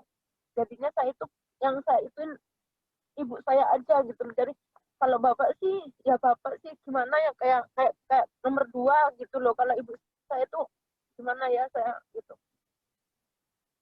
Ya kan itu buat keluarga saya itu yang saya pikir itu ibu saya. Di sini saya tinggal di luar negeri itu lama, tapi badannya di luar negeri, tapi pikiran saya itu di ibu saya. Di ibu saya pokoknya. Saya nggak ada yang lain, ibu saya gitu loh. Dalam hati saya gitu. Kangen, nggak bisa gimana. Maaf ya. Iya Bu. Nah, mungkin sebelum kita beranjak ke jawaban dari Bu Laili atau Mbak Dati, Bu Trias mungkin kalau ada yang mau ditanyakan lebih jelas ke Bu Ana, atau cukup Bu Trias? Kalau soal keluarga besar, muncul masalah-masalah baru apa setelah ditinggal ini kan hebat sekali Mbak Ana, berbelas tahun ya perginya. Itu kira-kira di keluarga selain ibu dan bukan masalah psikologis yang berkaitan dengan ibu apa misalnya, apakah ada keluarga yang bagaimana selain ibu? Kalau di keluarga saya nggak ada masalah yang lainnya tuh nggak ada, cuma itu aja ibu saya gitu. Keluarga saya itu semuanya, saya pergi ke luar negeri, sudah pengalaman ke luar negeri, jadinya paham apa yang apa yang saya jalanin itu paham semua. Jadinya kalau masalah yang lainnya nggak ada masalah di keluarga saya. Berarti kira-kira sampai umur berapa Mbak Ana nih mau menjadi PMI atau sudah menabung dan mau usaha setelah pulang gitu? Saya minta doanya Ibu Trias, insya Allah saya mau ngirim anak-anak saya ke Indonesia untuk dipondokin, karena ingin sekali kita mondokin anak-anak saya, dan anak saya setuju dipondokin di Indonesia, di sekolah di Indonesia. Saya minta doanya Ibu Trias dan teman-teman semua. Insya Allah saya anak-anak kalau sudah bisa mandiri, insya Allah kita berdua pulang ke Indonesia, dan semoga yang sekarang saya merakit usaha yang ada di Indonesia, semoga bisa berjalan dengan barokah. Minta doanya semuanya teman-teman yang ada di Indonesia. Amin, insyaallah. Amin, amin. Bisa main ke rumah, di tempat saya, biar. Kemana pulangnya Mbak Ana itu? Saya kota Malang, Jawa Timur. Malang. Saya ke Panjen. Itu Panjen. Ya, ini bisa menjadi guru itu yang sukses seperti ini, Mbak moderator, untuk yang lain-lain. Iya, betul Bu. Nah, mungkin kita masih, itu tadi di jawaban dari Ibu Ana yang dari Korea Selatan. Mungkin kita coba dengarkan dulu jawaban dari Mbak Dati, Mbak, dari Barcelona, Spanyol. Silakan Mbak Dati. Iya, jadi di sini juga ada beberapa pekerja ya, yang ibu-ibu yang mereka menikah dengan orang Spanyol asli, tapi trennya itu mereka udah menikah sebelumnya dan sudah punya anak. Jadi trennya keluarga Spanyol ini nggak mau membawa anak si ibunya yang di Indo ke Spanyol, karena mungkin beda apa ya, kan orang Barat itu privasinya besar ya, jadi mereka nggak mau tercampuri dengan kisah-kisah keluarga lama si pihak ibunya.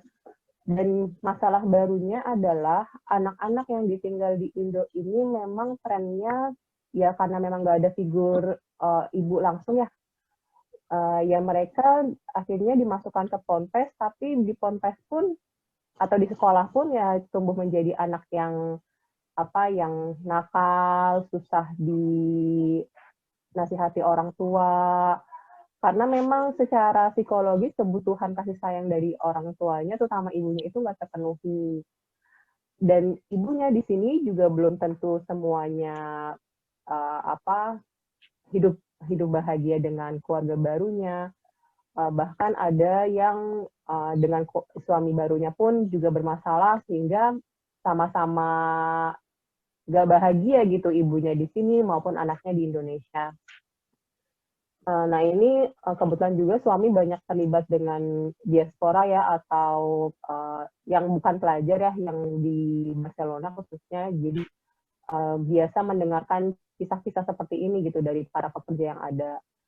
Nah, kalau dari kami pribadi, memang kan tarikan ekonomi itu sulit ya kalau kita belum bisa mencukupkan diri dengan apa yang ada di Indonesia, dan kita juga belum bisa mengambil prioritas mana yang lebih penting bersama keluarga sambil mencari uang, atau jauh dari keluarga tapi psikis keluarga di Indonesia itu pasti ada kendala gitu. Kalau ya mungkin saya nggak cukup banyak pengalaman ya, tapi kalau boleh kami berpendapat sebagai yang cukup banyak mendampingi ibu-ibu yang kondisinya seperti yang Ibu Trias tadi sampaikan, dan melihat potensi Dompet Duafa sebagai NGO yang banyak bergerak dengan pekerja Indonesia, perlu ada program sepertinya yang bisa mengkondisikan ibu-ibu ini biar bisa berdaya di negeri sendiri. Seperti itu, misal mungkin dibuatkan satu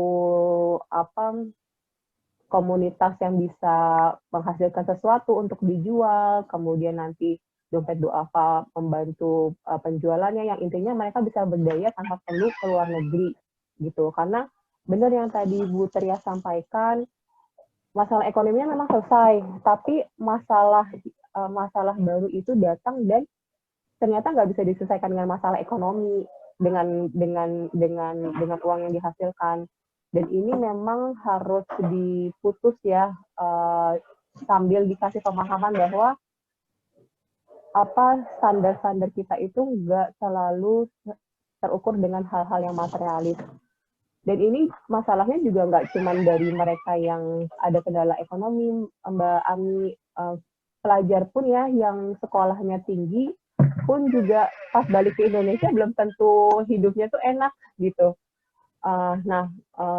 Kalau saya sama suami, prinsipnya ya yang penting cukup aja, makan cukup, ya nggak perlu cukup lah, ada lah, walaupun itu mesti ngontrak, walaupun mesti bukan punya rumah sendiri, tapi setidaknya kita berkumpul, mendidik anak dengan baik, paling enggak anak-anak ini tuh tercukupi kasih sayang sehingga mereka bisa menjadi pribadi yang utuh, yang nanti harapannya pas besar pun juga kita nggak menyandarkan dengan hal-hal yang terlalu materialis gitu. Itu sih yang bisa saya sampaikan, dan ini perlu pemahaman yang nggak mudah ya, mengingat pola pendidikan kita sendiri di Indo itu yang notabene itu banyak menghubungkan dengan standar-standar materialis gitu. Misal yang sekolah pun harusnya tuh kerja, menghasilkan uang, padahal nggak semua masalah itu bisa diselesaikan dengan uang gitu. Selama kita bisa merasa cukup, kita bisa hadir bersama anak-anak, itu sebenarnya satu hal yang nggak bisa tergantikan dengan apapun. Nah ini perlu penguatan mindset yang nggak sebentar sebenarnya gitu. Jadi perlu waktu dan itu juga saya pikir bisa dibantu oleh Dompet Duafa bagaimana ada berdaya secara ekonomi tanpa perlu harus ke luar negeri. Itu sih Mbak yang bisa kami sampaikan Oke. dari Barcelona. Oke, baik Mbak Dati. Nah, mungkin sebelum kita lanjut, ada terakhir ini dari Bu Laili. Silakan Bu. Tadi kita sudah dengarkan dari Korea Selatan dan Barcelona, Spanyol. Mungkin dari Hong Kong memiliki pandangan atau perspektif yang beda. Silakan Bu Laili. Oh iya, maaf tadi saya mengulangi pertanyaannya, apakah ekonomi kita teratasi, tapi apakah timbul masalah yang lain gitu kan? Iya, betul Bu. Oh iya.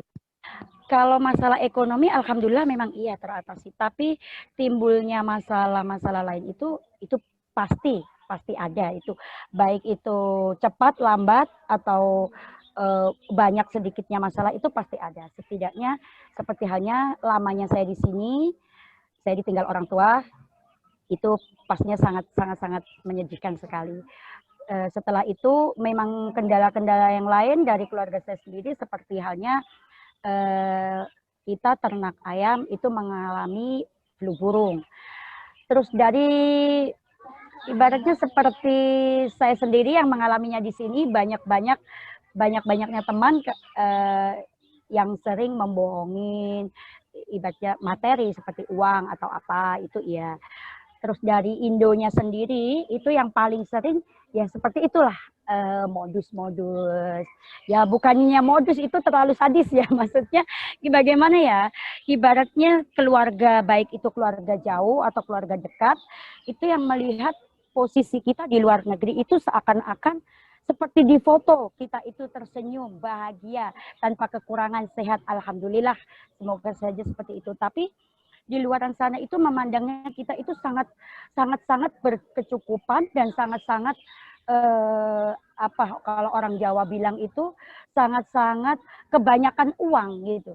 Jadi dan orang tua sendiri, keluarga saya sendiri tidak bisa berbuat apa-apa apabila datang pinjam ini itu udah. Dan mungkin ini kebodohan saya sendiri atau memang bakti saya kepada orang tua. Dulu itu saya tidak sama sekali terbuka dengan adik-adik saya. Saya 3 bersaudara, saya yang nomor 1, saya perempuan sendiri, yang 2 semua laki-laki. Dan saya sangat privasi dengan adik-adik. Jadi berapapun yang saya kirimkan ke orang tua, udah semuanya ke orang tua. Dan saya tidak mau tahu uang saya itu berapa. Jadi setelah orang tua bilang untuk beli ini, untuk beli itu, untuk beli gitu ya, saya percaya saja. Tapi setelah kedua orang tua saya meninggal, karena tidak ada hitam di atas putih, ya sudah, semuanya itu seperti asap saja, ibarat sudah mengepul, hilang. Dan karena itu saudara, kita tanya sekali, bilangnya tidak, ya tidak, kita tidak punya bukti dan kita tidak mau berbuat apa-apa. Jadi kalau masalah itu datang dari keluarga saya sendiri, ya seperti itu. Tapi kalau datang dari orang lain, itu memang bukan rahasia pribadi, itu sudah rahasia umum. Kalau di negara Hong Kong itu banyaknya kebohongan antar BMI, yang ibaratnya pinjam paspor, dibawa kemana, lalu anaknya lari, kita sendiri yang nanggung, itu sudah biasa. Itu kalau di daerah Hong Kong. Tapi kalau di Indonesia, kendala-kendala itu saya cuma bisa menggambarkan dari pengalaman saya sendiri atau keluarga saya sendiri. Jadi saya tidak punya pengalaman di lain. Dan alhamdulillah untuk sekarang ini, karena mungkin ikhlas ya, kun fayakun gitu aja, dan kita hanya berikhlas dan berdoa, ikhtiar, insya Allah akan mengganti yang lebih ya. Alhamdulillah sekarang karena saya seorang single parents, jadi saya sekarang walaupun saya bekerja di sini, di rumah sudah memiliki usaha yang insya Allah nanti kalau pensiun bisa saya jalankan sendiri seperti kafe atau buka catering. Itu. Oke, baik, terima kasih Bu Laili. Ya, sama-sama. Laili dari mana Mbak?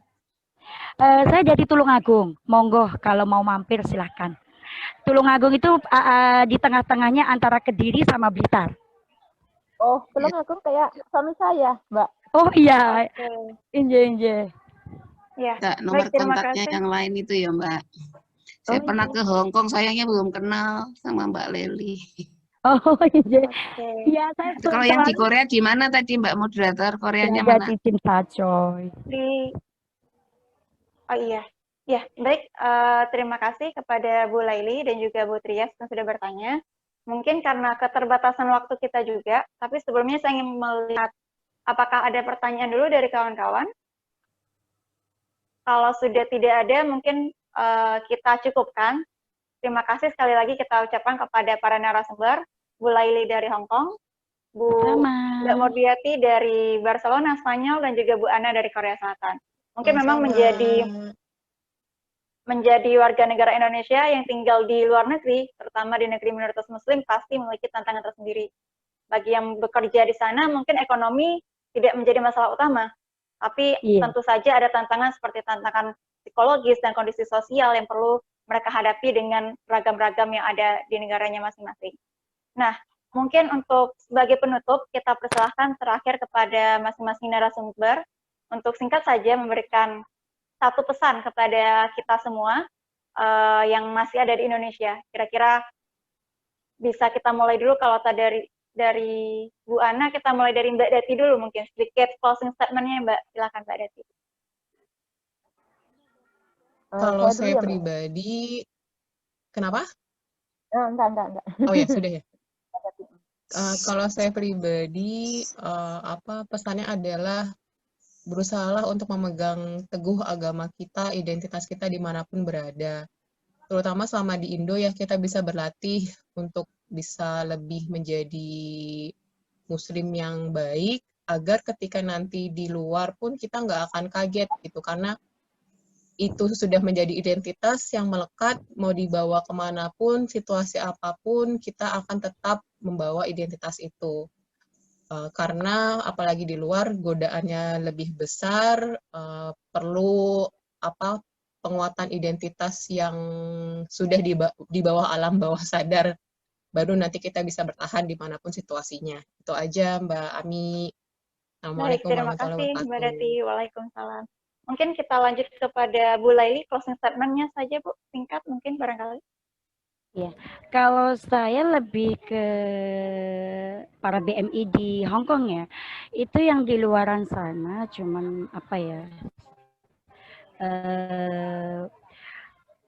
pandai-pandailah menjaga diri, itu yang perlu, karena sangat miris sekali di luaran sana, itu sangat banyak, bukan rahasia umum, karena semuanya pada tergiur dengan media sosial, dan bukan rahasia lagi, dan sangat banyak sekali yang kehilangan keluarga, kehilangan harta, kehilangan harga diri hanya karena memburu yang namanya fata morgana di Facebook itu.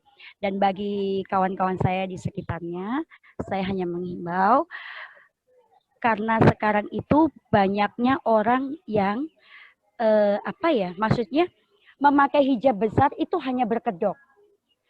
Kita tidak mengerti apa-apa, hanya ikut-ikutan trennya hijab, viralnya lagi hijab. Jadi semuanya itu pada berhijab, itu bukan rahasia lagi. Masuk masjid, berhijab gede, berjilbab besar, berbadan besar, kalau sudah dipanggil umi atau bunda, lupa segala-galanya. Dan mereka itu sebenarnya bukan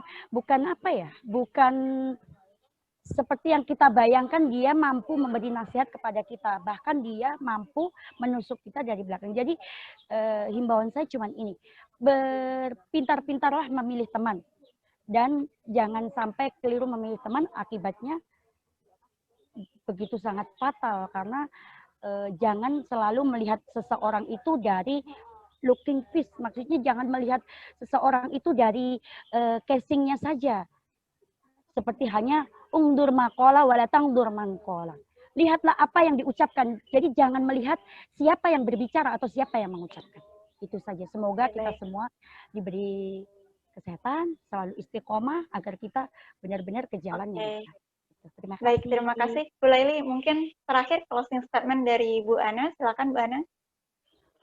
Dari saya terus terang aja, saya selama di Korea 17 tahunan, saya paling nggak suka, paling nggak senang itu berteman sama perempuan. Karena yang sama-sama nikah sama orang Korea, orang Indonesia yang sama-sama nikah sama orang gitu saling pamer, saling menunjukkan keunggulannya, saling menunjukkan harta bendanya. Saya tuh orangnya itu nggak suka pamerkan harta benda. Saya tuh paling senengnya itu berteman sama cowok-cowok, karena kalau sama cowok-cowok itu fair semuanya. Jadinya kalau anak perempuan yang nikah sama orang Korea, dia tuh sok pamer, sok ingin unggul-unggulan, sok bersaing. Jadinya saya tuh lebih baik berteman sama cowok-cowok, sama anak-anak yang di masjid gitu, lebih enak, lebih nggak jadi membuat stres keluarga saya, karena saya tuh hidupnya sederhana, nggak mau menyolok kayak yang lainnya gitu. Jadinya saya selama di Korea itu nggak ada teman dekat sama cewek, karena saya tuh nggak senang saling adu harta benda, kekayaan itu paling nggak senang, karena membuat saya stres, membuat saya rugi sendiri, saya kayaknya bersaing. Saya lebih baik memilih teman cowok-cowok atau pria yang ada di masjid untuk mengatur-ngatur yang ada di masjid, karena kerjaan saya untuk membantu masjid-masjid yang jumlahnya nggak segitu kecil, karena semuanya itu ada di naungan, ada di tanggung jawab saya. Jadinya lebih baik saya itu lebih enak berteman sama cowok-cowok yang ada di Korea daripada perempuan yang agak sombong. Kalau nggak ditanya, saya dulu nggak mau tanya, nggak mau nyapa. Karena saya ini nikah sama orang Korea, saya itu orang kaya, padahal sama aja kerjanya di pabrik, kerjanya sama aja, nggak di orang Korea itu nggak nggak beda-bedain itu suami istri, orang kaya orang miskin itu nggak sama, semuanya pandangannya itu sama sebenarnya. Tapi orang-orang kita aja, cewek-cewek kita ada yang agak sok meninggikan dirinya sendiri. Jadi saya itu lebih baik berteman sama cowok aja lah. Oke, baik. Terima kasih Bu Ana, Mbak Dati, dan juga Bu Laili. Pada akhirnya dalam hidup kita memang harus memilih, berat atau mudahnya pilihan itu adalah suatu ketetapan yang harus kita jalani dengan rasa ikhlas kepada Allah Subhanahu wa Ta'ala. Kita sebagai muslimah di negeri minoritas muslim memang akan menghadapi tantangan yang tidak hanya berupa tantangan ekonomi saja, tapi juga lebih kepada tantangan sosial, kemudian tantangan moral dan psikologisnya juga. Tentu saja di akhir ini kita doakan semoga semua kawan-kawan yang diaspora muslimah dimanapun berada, terutama di Hong Kong, Korea Selatan, dan Spanyol, dapat menjadi muslimah yang tangguh, tetap mempertahankan identitas dirinya, dan bisa mengatasi segala macam tantangan yang ada di luar sana. Mungkin itu saja untuk kegiatan Cordova Talks kita pada hari ini. Terima kasih banyak sekali lagi kepada para narasumber yang sangat luar biasa. Ini waktunya sangat berbeda-beda. Di Korea mungkin sudah mulai maghrib ya Bu Ana ya? Dan di Spanyol udah 5:30, dan ini Spanyol juga udah mulai siang, dan di Hong Kong juga udah mulai asar sepertinya. Sudah. Kita tutup Bapak Ibu sekalian agenda Cordova Talks kita hari ini dengan ucapan hamdalah.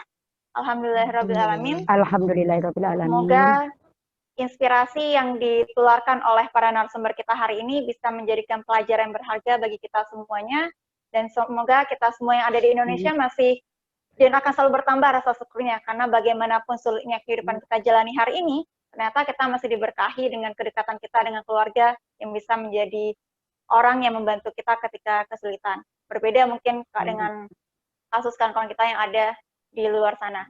Demikian, saya sebagai moderator mohon maaf apabila ada salah ucap atau kata-kata yang kurang berkenan.